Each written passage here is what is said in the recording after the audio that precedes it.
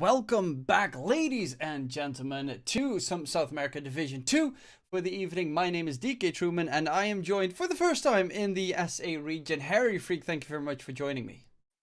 No problem, no problem. I'm happy to be here. I'm happy to watch some South American Dota. I haven't had much chance to do so, and I'm definitely looking forward to it. Yeah, we got a very interesting match, of course. MadKings versus South Team.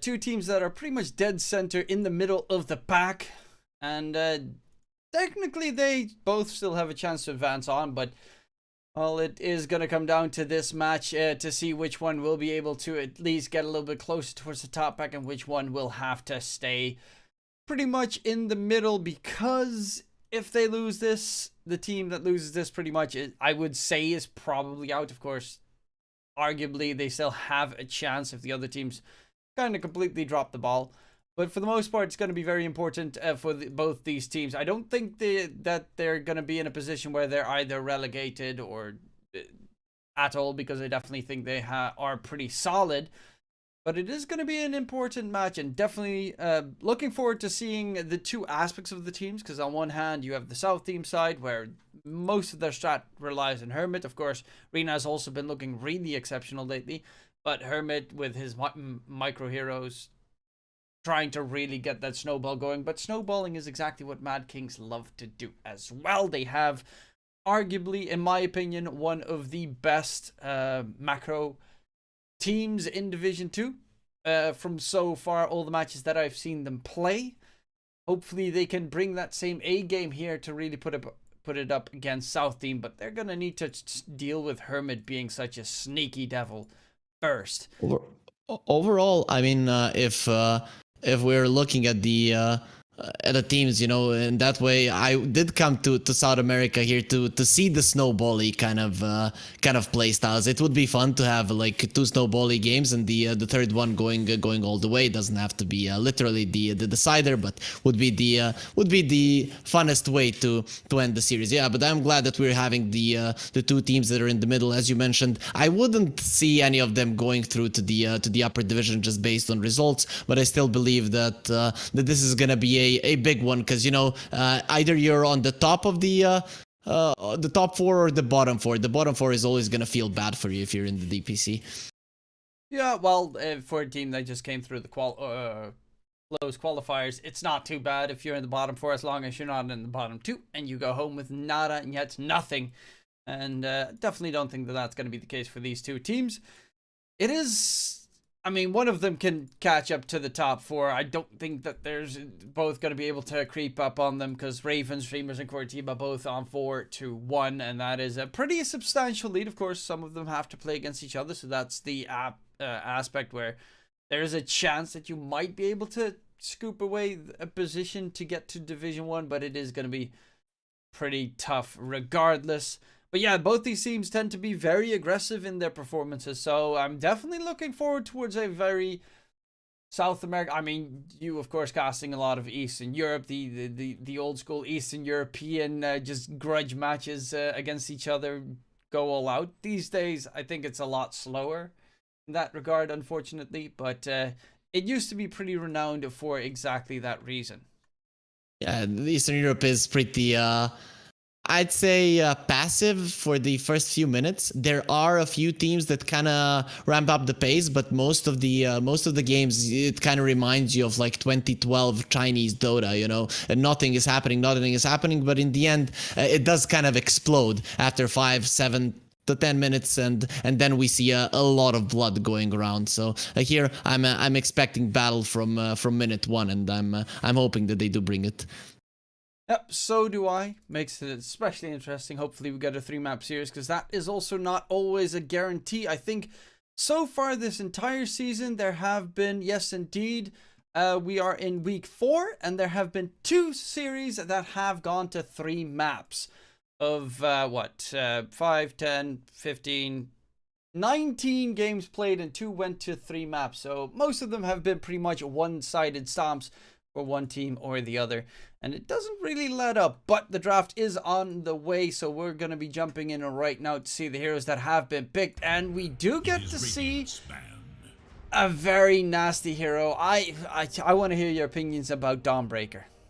Well, we had some discussions in Eastern Europe about this hero. A lot of the teams don't really know how to deal with it. I'm also unsure just because of the flexibility of the hero. It's so flexible that, okay, I'm gonna counter it in lane. Okay, but then they put it in the other lane.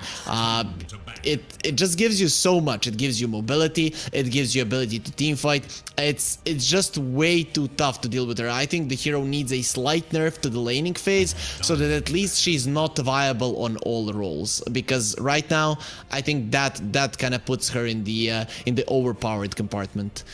Yeah, I think you hit the nail on the head right there. I do agree as well. Hero, there should not be a single hero in Dota that can literally play all 5 roles, because that's just broken. Every single game, yeah. Every single game, you know. I mean, when Tiny could play 4 roles, was also broken, but Tiny, luckily enough, didn't get played as a 5. Speaking of Tiny, he did just get picked. But I think that's like close to the closest hero that you can get. Maybe the Wind Ranger, to be fair, because of course did get played as a 5 in the major, and I know it has also been played as a safe lane, but Wind Ranger is nowhere near the level of Dawnbreaker, because you got pretty much just a, you know, a Spectre in terms of you just farm the side lanes and, oh, my team needs me, boom, ulti, hi, I'm there. Yeah, and then the Spectre that has a really really low cooldown. Speaking about, you know, Dawnbreaker counters, some Eastern European teams picked Enigma to counter the Dawnbreaker. Fear didn't like it. He was thinking like that it's the other way around, that actually the Dawnbreaker is the counter for the Enigma. But maybe MadKings, they feel the same way, that they don't want to give the Enigma to the enemies. They pick it up for themselves. Earth Spirit is a great hero to lane with it. I'm gonna assume that this is a 3 Enigma and it's not being played on 5, or am I missing something, and MadKings have done that in the past? No idea. Actually, I think they have played Enigma as a 5 before. There was one team that did. I think it was them. I'm not 100% sure on that, so don't quote me for that one. But yeah, Earthspirit being picked up, Bloodseeker as well. Pretty all over the place lineup here from the MadKings, but a lot of like fast in your face heroes with the Dawnbreaker ult, the Earthspirit roll, the Bloodseeker rupture, and of course him being, you know, hasted pretty much in that sense. So an interesting in-your-face lineup coming out from MadKings. Also, Seek and Strike likes to always call Marcy the better Earth Spirit. Well, Marcy's banned, so now they pick Earth Spirit. I don't know, later on down the line, Marcy is really strong in the laning phase. The Earth Spirit, I kind of see the similarities between the heroes, but the Earth Spirit in itself is more oriented towards the early mid game. The mid game can be very strong in the late game, whereas Marcy, you know, she kind of crushes the lane and then she can fall off. Doesn't have to be the case. I have to say, this game in particular, I'm not sure about the Bloodseeker. I really like that South team now went with the Tusk, because you need some BKB piercing stun. For me, if you have a BKB piercing stun, the CK can destroy a Bloodseeker. Obviously, you do have the Enigma, you do have the Dawnbreaker in this game, but Bloodseeker is a very specific hero that if you make one misstep you can die, and now South team actually do have heroes to punish Bloodseeker. Even if in normal games you would say, okay, that's not a misstep, he's gonna be fine, he's gonna be able to run out. With the Tusk Uppercut Punch, with the talent on level 10, the CK can destroy you. So I'm kind of scared for the Bloodseeker overall in this game. The hero can pop off, but there are chances of him just being blown up at any point in the game. Yeah, if you get caught off guard, it is an easy kill. On the opposing side, they have the Dazzle to keep the CK alive, and well, CK's regen is insane. You could also, I mean, it's really hard to pull off, but technically you could get a Tusk Snowball save against Black Hole. Again, that is 1 in a million attempts that will work out, but it is possibly a counter. The big problem I see is that currently they don't necessarily have Walrus Punch breaks through BKB, so technically if you had the range you could hit Enigma with the Walrus Punch, but you can't. You just can't. You're never gonna see that happen. I think there are games where Enigmas go for a Ether Lens, But this, when you're playing against the Tusk, when you're playing against the Magnus, when you're playing against heroes like that, you're always gonna be kind of casting the black hole somewhere on yourself. So you will blink in, or you will walk in and you will cast the black hole so that it is covering you as well. The Tusk doesn't really have good range, you know, on his hit, so he's never gonna be able to stop it. It's weird to me that South team decided not to get anything to counter it. Yeah, I like the point that you brought up. Tusk, he uses the snowball, he can get people out, but you know, things can happen if you use the snowball and the Enigma makes a mistake and then uses the black hole then, and suddenly you're inside of the black hole with the snowball. You can't pull people out. So that is something that that can happen and tends to happen sometimes in games. Yeah, that's right. There is a chance that you can bait him out. The other heroes could go blink daggers and get it done themselves. Do you think this is a Tiny as a core, or do you think the Tusk is going to be either offlane or possibly even mid? In Eastern Europe, Malrine plays the mid Tusk. To be honest, I wouldn't love a support Tusk, so I'd like a core Tusk against the Zeus especially, because a support Tusk earlier, before you had the Heavenly Jump, the Zeus could get away. Now it's just not gonna be that easy. I think with the Ember coming out, that okay, so it is gonna be a off-lane Tiny, so Tusk will be a support. The reason is, you know, just a couple of patches earlier where there was no Heavenly Jump, the Tusk would crush a mid-lane Zeus completely. Now with the Heavenly Jump, you don't really do anything to him. So that's why I was scared, but you know, position 4 Tusk not that bad, considering that you can be annoying to the Bloodseeker in the lane. He uses the Blood Right, use the snowball, save you and your buddy, and then you punch him in the face. Yeah, I kind of like it as well. You also have, as a Tusk, a bit more rotations to be made to try and get the gank on, for instance, the Zeus, because you do have an Ember, so you have ways of dealing a lot of damage during the laning stage. It is going to be a that's actually a 5 Zeus, my bad. Zeus 5 with a Dawnbreaker mid coming in, off lane Enigma with a 4 Earth Spirit and a safe lane Bloodseeker. So you do get to see a safe a 5 position Zeus, which normally it still tends to be more of a 4 position, but they have such an aggressive lineup on MadKings that South team have pretty much countered it by bringing out their own very aggressive lineup. This looks like a lot of run at you, Dota. Yeah, it definitely does. Both of the teams look like they want to be in your face. I think the side of MadKings, I would give them a little bit of an edge just because you have a Zeus, so you are using the ulti to see what's going on, and then you can run in first. You can be the first ones to initiate. If the Tiny is the first one to initiate, it's gonna be a problem for the Radiant side. But given that they have the Zeus, I kind of like it. You will use it for vision. Hopefully we see some Blood Rage into Zeus ulti. If people are close, it's gonna be doing a ton of damage. But overall, I'm liking the last pick Zeus and the idea to put it on the support, especially when you see the Ember Spirit. Ember Spirit is the best hero against the Zeus right now. Sleight of his chains, and he cannot jump away. That is the main problem. And mostly Zeuses, they do make a mistake of using the Heavenly Jump, and they just kind of jump in place. The matchup Dawnbreaker versus Ember, how do you feel about that matchup? Well, it's gonna be a farm fest. The Ember can be a bit annoying with the Flame Guard that you can't take down, but the thing is that the Dawnbreaker has such a huge amount of HP and really good strength gain that it really won't bother her that much. I still think the Dawnbreaker, just because of a bit better stats, might get more out of this lane, but overall it should be a farm trade with both of them farming the small camp. I don't see either of them stopping the other one unless there is a mistake coming out from one or the other. Okay. I've seen Dawnbreakers absolutely decimate mid lanes lately, so I'm a little bit worried every single time. A lot of damage coming out on Jack. Doku is trying to get the kill onto Louise, but however, he is in trouble himself. There's the slow from the Poison Touch coming in, and if you take a couple of those hits from the Dazzle, you just straight up can't move, and that's the mid laner taken care of. Hermit gets the kill, secured with the Street Toss.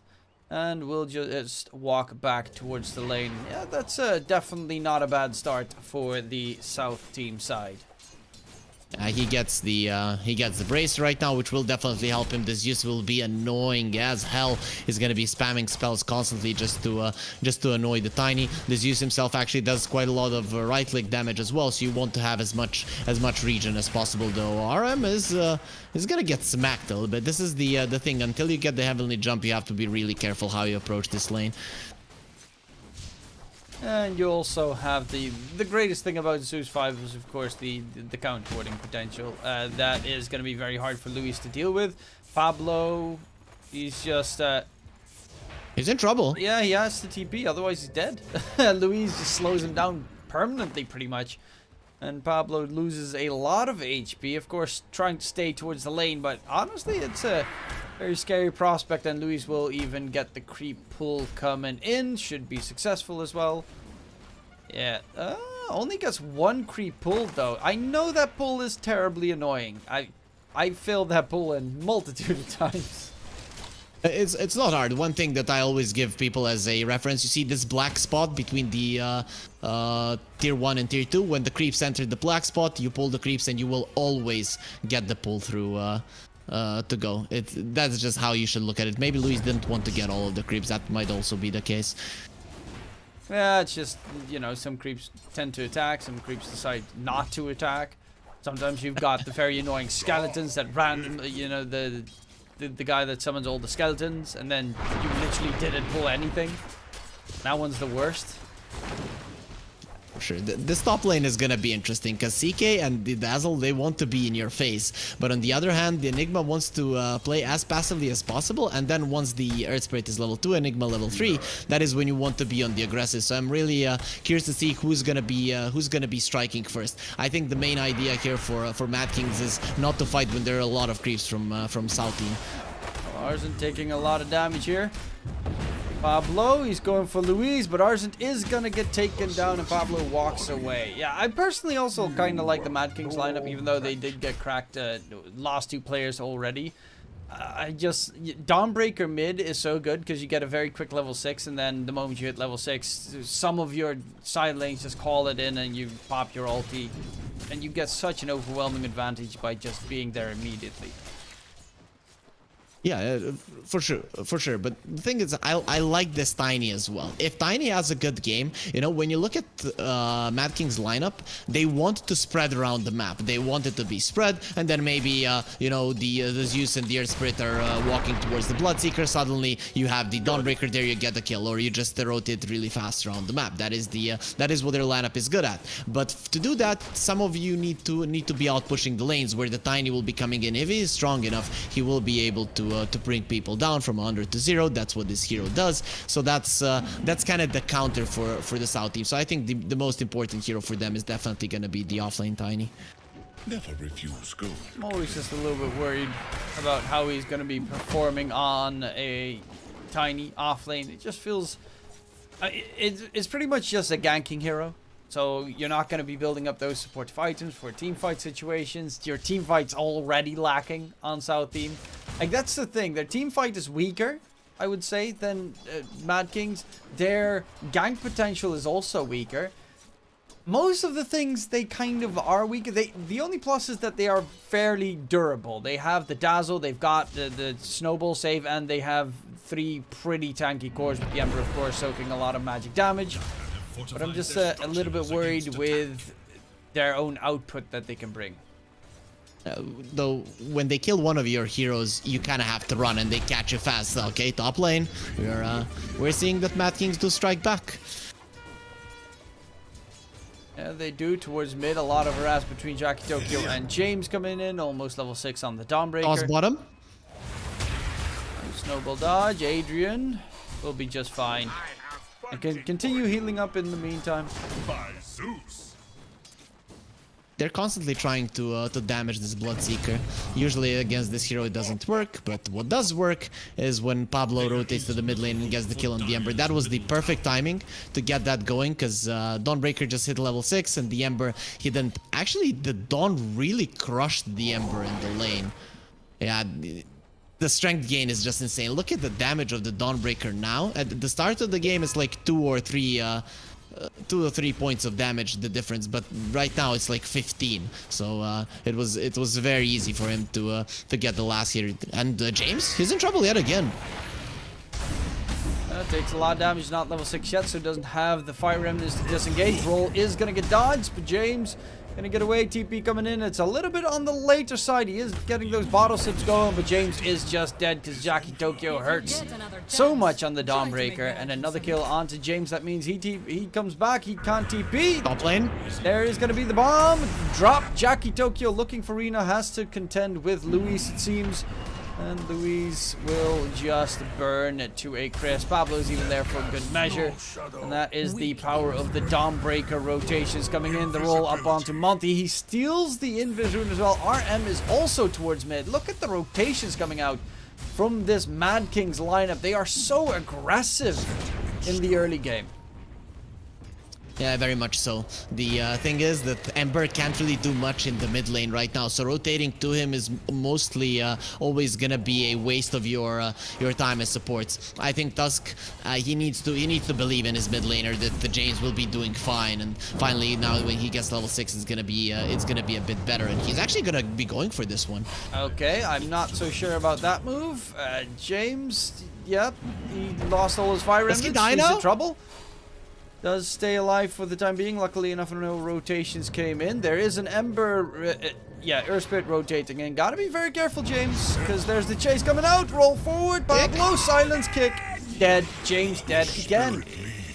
TP from the Tusk coming out as well from base to try and recharge the bottle, but unfortunately, you should never forget that when you're playing against the Bloodseeker, he's gonna have vision of you all the time when you're empty in HP.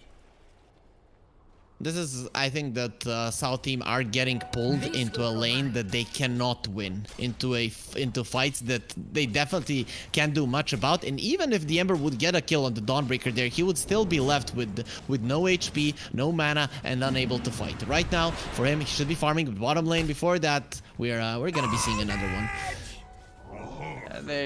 MadKings, they're kind of a wild team in their approach. They also have, of course, Pablo on the Earth Spirit, which is going to be a big plus there. Two supports are so good for ganking and rotating. With the Zeus, Heavenly Jump is insane on the slow. Arzen dropping low. There's the heal bomb coming out. Arzen deep. Snowball save comes in. Black hole onto 3. There's the catch, and that is beautiful. Just surviving thanks to Jackie Tokyo being there in the area with that Solar Guardian, and he just waited until there was not a possibility to get stunned anymore.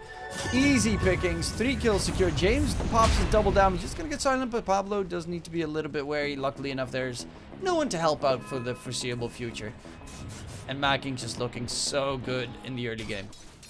Yeah, for sure. Okay, but now, there is no Dawnbreaker ulti, there is no Black Hole. I think they had a good idea of going towards the top lane. Monty now being on the bottom lane, he's not gonna accomplish anything. Killing this Bloodseeker is next to impossible, and MadKings are not gonna allow that to happen, so he's definitely gonna be playing defensively. I think the Enigma might even offer his life to you, just so that you would see where people are, and the South team, they're not even trying to do it. Okay, and actually Arzen is even getting the pull. This is just beautiful gameplay now coming from MadKings, because they pulled away from all of their lanes. They know that now South team is gonna be trying to do something. As soon as they see Monty on the map, they're gonna be farming a bit more aggressively, or maybe they get closer to the Enigma and they can pressure the top lane yet again. Now this is a very, very bad situation for South team, not only because of the 2k gold lead, but because you have no play to make currently, and the time is passing by. Dawnbreaker ulti will be there soon, and yet again you will have no damage to bring a single hero down.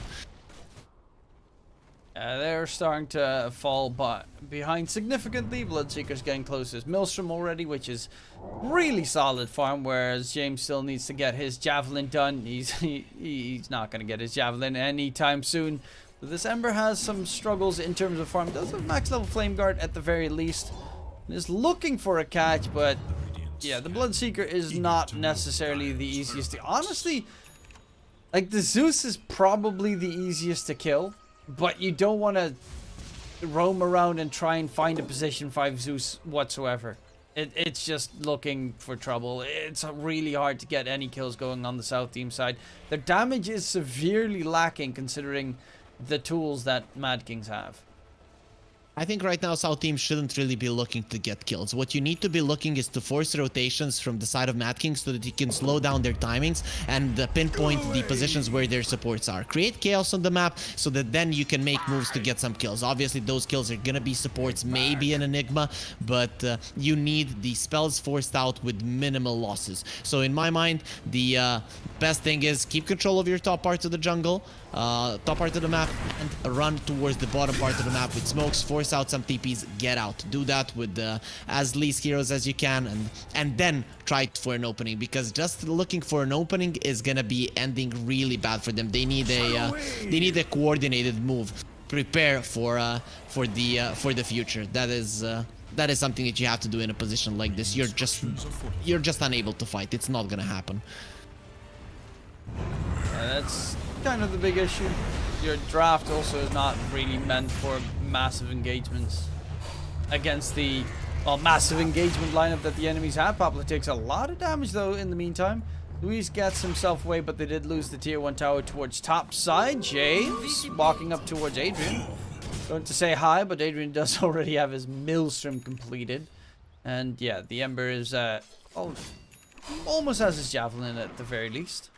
And look at Jackie Tokyo, he's invised up, going for James. So much damage being dealt with a couple of seconds. Does need to be a little bit careful. Help is coming for him.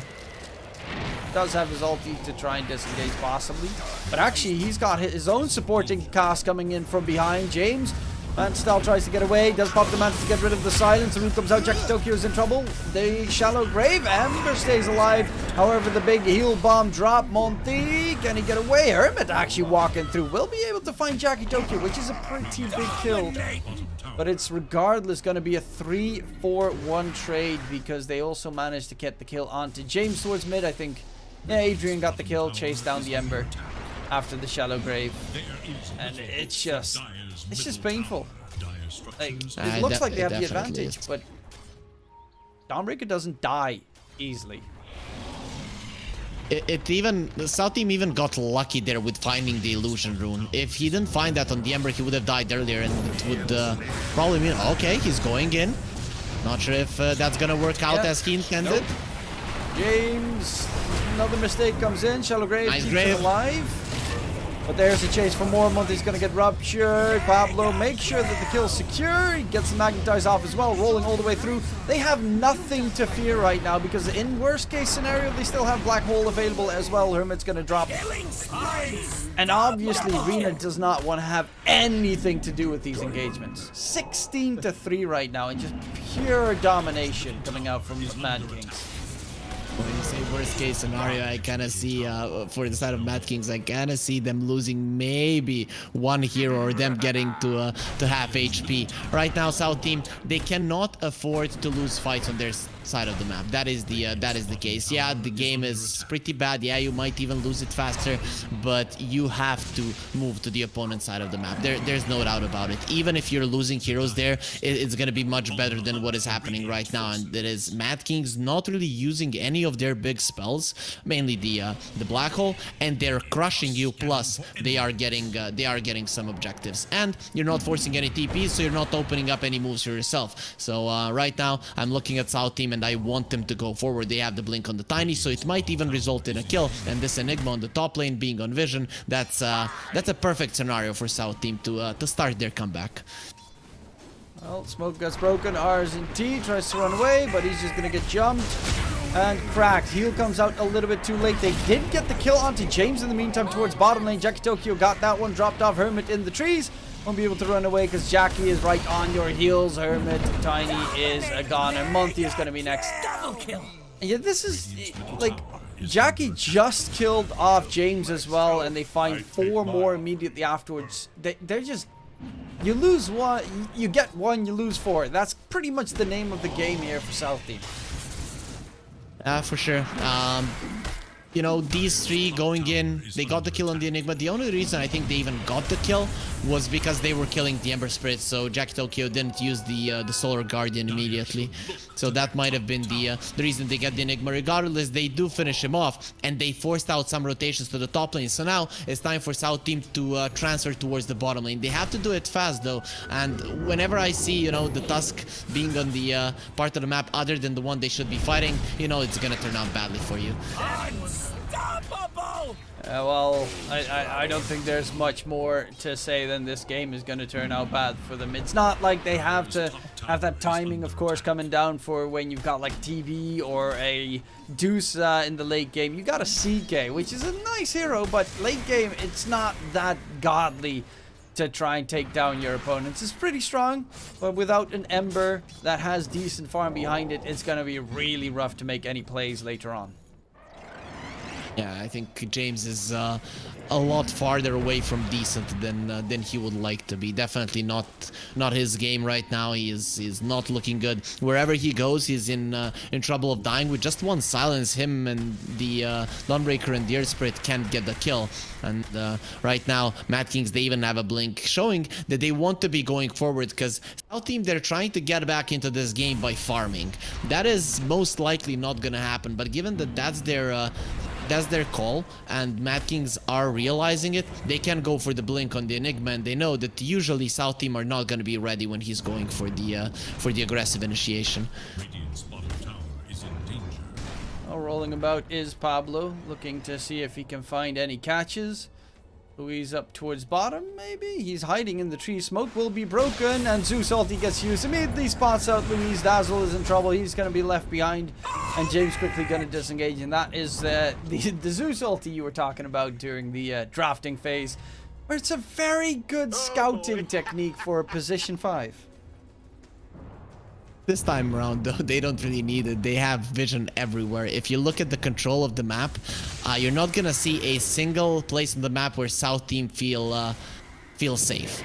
That's why I'm not really liking their idea to just constantly go for farm. 2 wards in the bottom lane, 2 wards in the top lane shows that MadKings, the only time they're not gonna be fighting is basically when Earth Spirit doesn't have any rocks on him. Oh, Rina, this time they'll just blow everything on the CK. They couldn't find him previously, but now they have spotted him out, and they've got so many tools in terms of just full-on AoE damage control. Even if he has his illusion summon, they're dead in half a second. The Roche, of course, gonna be taken right now. The reason you're taking the Roche is not because you have to. You don't even have that good of a lineup. It's so that, you know, if one fight goes south, that South Team doesn't really take over completely. You know, no pun intended there. So the Roche is just a kind of a failsafe. If we lose a big fight, there's not gonna be a single objective that South Team are gonna be able to take around the map. Yeah, well, you see a very aggressive Pablo rolling all over the place. Hermit is actually in a lot of trouble. Shallow Grave doesn't have the mana for TP, unfortunately, so couldn't just go for the straight. Might be okay. Gets the blink away. Luis will be left behind. At least he did. Oh, but Dktruman on the side looking for Hermit, still chasing him down. Nice avalanche coming in.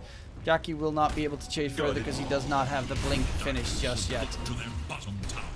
It's okay now, Truman. It's really okay because Earth Spirit doesn't have many rocks, so MadKings, they can't really be aggressive for the next minute and a half. So really good for South Team. They're definitely gonna be feeling good about this one because they'll be able to hit creep safely for the next minute and a half. Dire's bottom I guess you would be happy with that, right?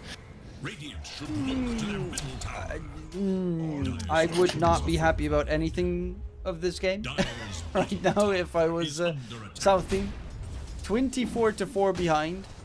Currently, Rina does have pretty decent farm, and I think he's just finished up with his BKB as well.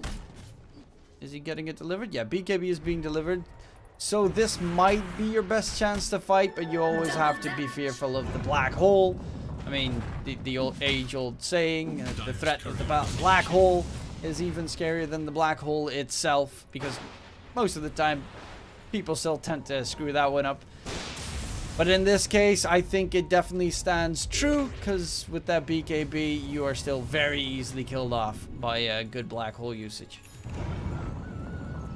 Luis is still being chased here by Pablo, and unfortunately he has nowhere to go. He's doing a good job at dodging these spells, I have to say, but without the TP, you're never gonna survive. So I think this is the best space creating South team have done from the start of the game for sure. Well, currently Adrian finds Rina though, so all that space creation might not result into too much BKBs being Guardian. used. Rina's BKB can't keep him alive against the massive damage coming out from the two main cores on MadKings. They walk away. Double BKB has been used, but it is a godlike streak for Adrian. And that is a Bloodseeker with Basher, Maelstrom, BKB, 20 minutes in. Next item that he wants to build up is going to be the Blink Dagger. So he's even going to go for backline jumpers. Tiny caught. RCT doesn't want to blow his black hole. Just waits for the rest of his team to come in. Pablo's there. Still has 3 rocks available. Connection comes in. Hermit is most likely going to die. Luis, he'll be just fine. But yeah, dominating on the Earth Spirits. Well, 4-0-13 on a position for Earth Spirit is definitely really solid.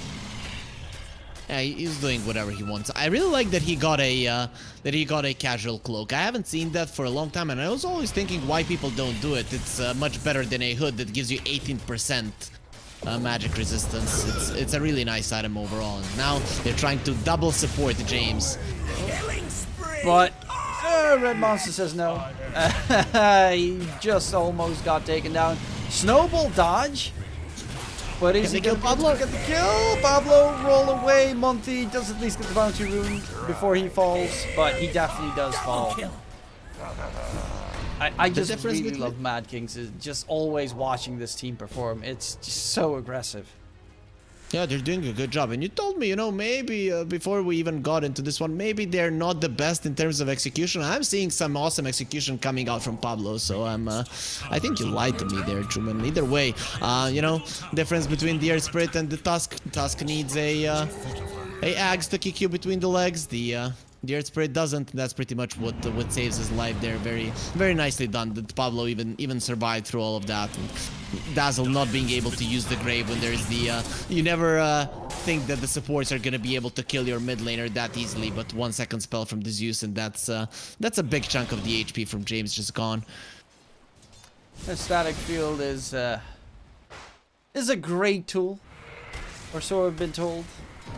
The shard position 5 Zeus shard, that's all he has. Pretty much. Luis gets cracked, same story, can't get his shallow grave off in time. He's just melted in half a second. And Rina, it's all on you right now, but you are just so severely behind. And RZT has only used 2 black holes this game? 1. Yeah, he's just been chilling. Malefice is pretty much enough to get everything done, but the Spirit Vessel charges as well. Another kill coming in. Dominate! Yeah, it's just tearing them apart.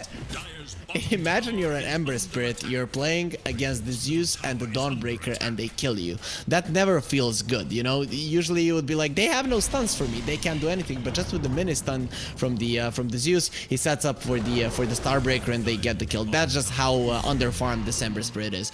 To be honest, I don't know what the in South America how fast teams tend to GG out, but I think that this is GG territory. I think South team, what they're waiting for is the blink on the Tusk, and they're gonna attempt to go for a play. Blink on the Tusk, maybe a blink on the CK, they go for a smoke. If they lose that fight, they might just GG out, because I don't see much going their way. I kind of like the idea of Monty going for the drums. I saw it as a potential for the CK to just burst down a core and you start the fight that way, but in the end he still decides to go for a blink, which is definitely an okay item overall. Well, yeah, I think you really need to be able to blow up one of the supports at the start of the fight if you're South team, if you want to have Jan Black Hole get used on Rina. Pablo's playing distraction while they get rid of the CK, and they're looking for more. Monty will be just tickled down. Check Tokyo with the haste rune, still trying to looks to try and get further, but gets denied by his opponent. Ember, in the meantime, the tier 2 tower towards mid will fall, and there's nothing stopping this team. And yeah, you mentioned it. You probably should just GG out, because at this point it's just more emotional damage that you're taking. I mean, emotional damage, that's what you meant. Either way, this Dazzle is gonna get a ton of it, and it's just, the game is unplayable at this point. At this point, if you make the best moves, whatever you do, the problem is that you can't kill a single hero. Thinking about what went wrong, I think the rotations from the, I think it was a hard game for them to play overall, but the rotations from the Tusk towards the mid lane completely destroyed their game. I think that mid lane, first of all, shouldn't have gone that badly for the Ember. You picked the Ember into the Dawnbreaker, so you knew what you were kind of getting into. And or maybe they wanted to play against the Zeus in the mid lane, but either way, you lost it completely, and then you brought so many heroes. But maybe they can finally kill the Enigma. That is their 6th kill at the very least. They're just 31 kills behind at the moment, but the rest of the team, oh, they're actually going to smoke out.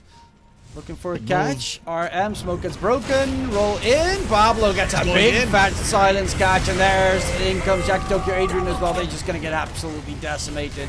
What can you even do against this sheer dominance? Massive shout out here. Adrian gets himself an ultra kill, and 1706. There's the GG call that we kind of expected 5 minutes ago. But MadKings make a statement here. They're looking for the upper rankings in Division 2 right now, because they are on a tear. Yeah, for sure. I like that South team did wait for their Blink Dagger on the Tusk. He has been farming it for 25 minutes. It would feel really bad if you're the Tusk not to even try to use that one. They get a kill, they go for a smoke. I really like it. There's no more waiting in that game, so you do what you can. If the fight goes well, you have extended the game. If the fight goes badly, the first one, it's time to GG out. At least they did make one last play. They went out as heroes, but overall, MadKings just a better performance. There's really no doubt about it. Again, I think Monty's rotations, if he wanted to rotate away from the Tiny, should have been centered around the top lane when there are no Dawnbreaker ultis, or force it out and then go again. But you know, dying over and over in that mid lane just made the game impossible completely for them. Yeah, that was a very dominant performance. Hopefully game number 2 will be a little bit more closer for the South team side, because this was just sheer absolute destruction. But we'll be going towards a short little break. We'll be back for game number 2 after these messages. Don't go anywhere. We'll be right back.